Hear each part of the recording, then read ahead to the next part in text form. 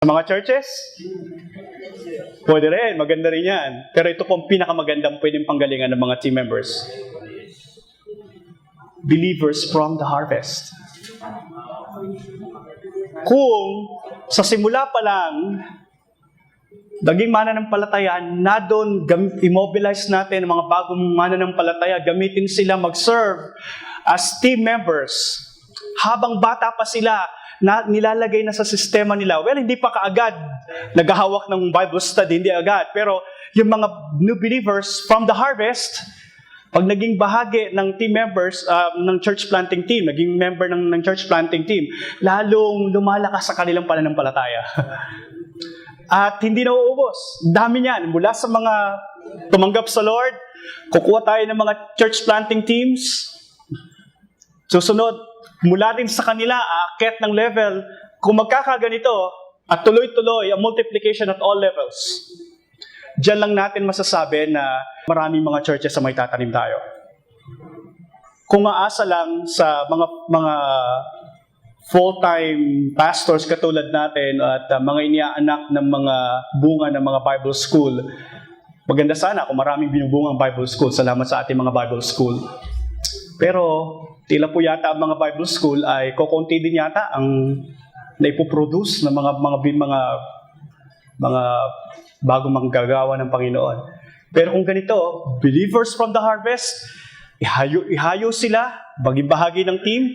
Next time, sila ang magiging mga team leaders at magiging coaches hanggang marami pang mga churches ang may tatayo. Marami mga churches ang matutulungan dahil dadaming network facilitators.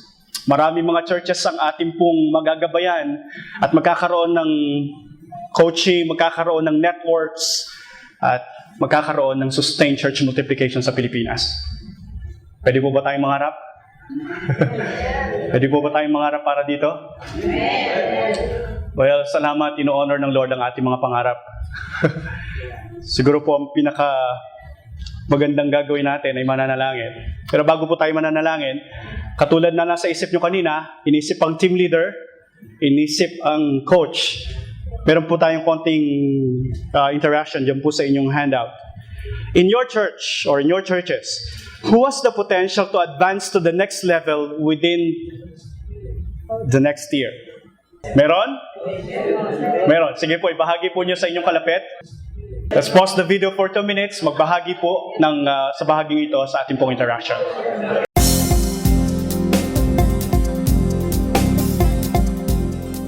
Ilan kaya ang pwedeng maging miyembro ng iyong church planting team? Papag-aaralan po natin ito pagdating po natin sa second step ng 10 steps of church planting. Pero may babanggitin na lang muna ngayon na konting idea. Tinan po niya dyan sa ating handout. How many team members ang kailangan? Sabi po dyan, at least 4 team members are needed to form a team, including the team leader. Kailangan at least isang lalaki, isang babae. Kailangan din at least isang team member na may sapat na gulang. So, yan lang muna. Siguro po magandang isipin. Pero, paano kayo magre-recruit ng team? Pag-uusapan natin sa mga month number 2 pa po. Well, katulad ng sabi natin kanina, magandang mangarap, pero ang pinakamagandang gawin ay hihilingin sa Panginoon. Na, Lord, pangarap po namin na magkaroon po ng maraming may tayong mga iglesia, pero tulungan mo kami na mag-develop sa lahat po ng bahagi ng aming paglilingkod. Hilingan ko po kayo, tayo pong lahat ay tumayo para po sa ating prayer. Mananalangin po tayo sabay-sabay para po sa bagay na ito. Let's ask God to raise up leaders at all levels. Please pause the video for prayer.